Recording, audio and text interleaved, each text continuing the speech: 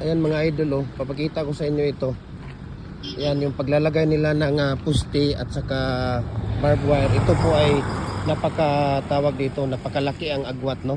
Dapat talaga 2 meters lang, no. Ayan, oh, tingnan niyo, ay papakita ko sa inyo bakit tawag dito. Ito, kung makikita niyo yan, di ba? Matataas lang siya, ayan, di ba? Yan, sayang lang yung ano ninyo diyan, sayang lang yung pira ninyo.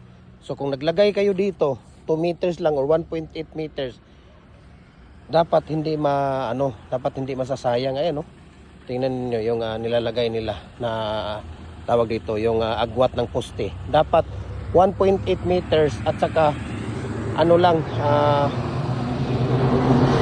pinaka mataas na yung 2 meters. Ito nasa mga ano to, ito nasa mga 3 meters siguro to, sobra pa siguro to 3 meters. So dapat ano lang, no? Dapat 2 meters lang. 1.8 or 2 meters. Ayan, tingnan mo. Ano pwedeng, di ba?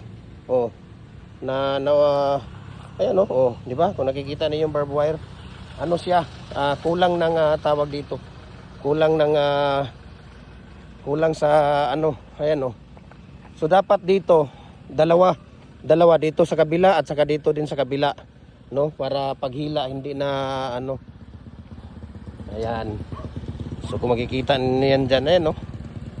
So sayang ang gastos, no? Kung sayang ang gastos, di ba?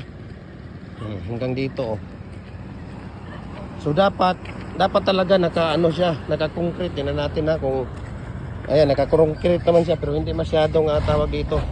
Ayan, tingnan niyo na ano ko pa na ayan, nagba-bounce pa. Di ba?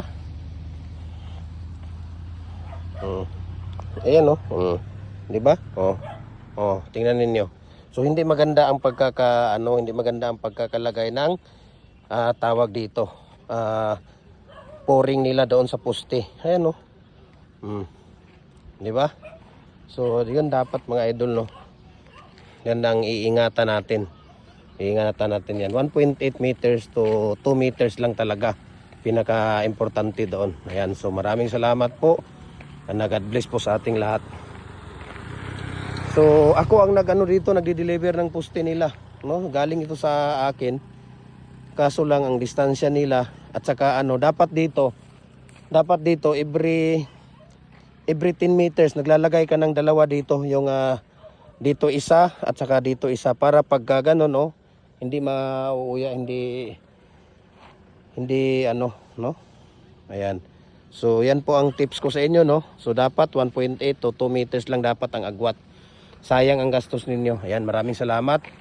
At follow na po kayo sa ating Facebook page, Jim Hardware and Kukulamber Concrete Products. Lolang Brands, Jim Hardware and Kukulamber Concrete Products.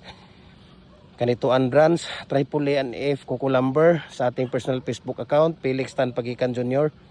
At saka sa ating Instagram, Felix_Pagikan 2000. At saka sa ating YouTube channel natin, yan pinaka-importante, Jim Hardware and Kukulamber Concrete Products. Ayun, dapat maglalagay ka dito every 10 meters, mayroon kang ganito dalawa. Diyan isa, dito sa isa. Ayan, di ba? Sayang yung gastos mo dito. Ayan, pag mo, ayan, di ba? Napaka yung barbed wire, tingnan nyo. Hindi na ng husto, no? Ayan, So magandang araw po sa ating lahat at God bless po sa ating lahat. Yun lang po, no. Maraming salamat.